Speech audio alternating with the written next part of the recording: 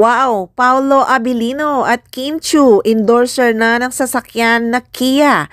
Bagong model ng Kia ang ini-endorse ngayon ni na Paolo Abilino at Kim Chiu.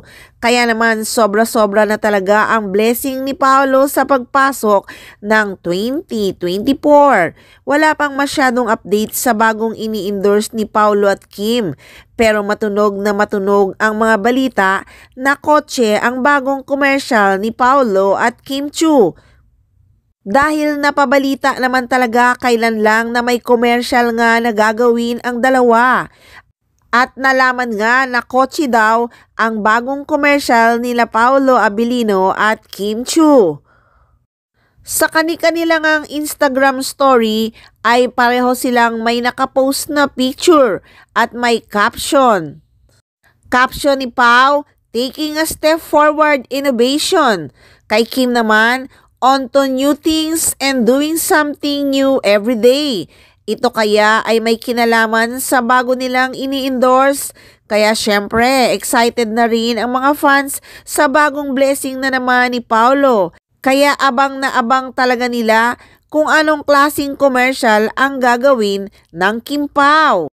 At isa pang kinasasabikan ng mga Kim Pao fans ay malapit nang ipalabas ang What's Wrong with Secretary Kim. Kaya naman panay na ang shooting nila at pakilig na naman sa mga sumusuporta sa kanila.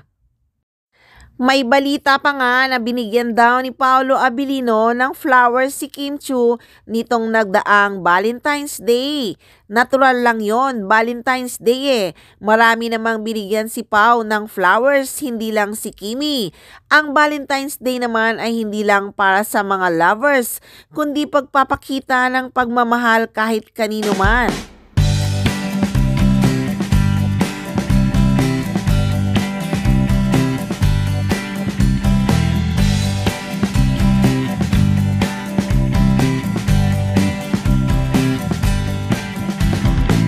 So abangan na lang ang bagong commercial ni na Paolo Abilino at Kim Chiu.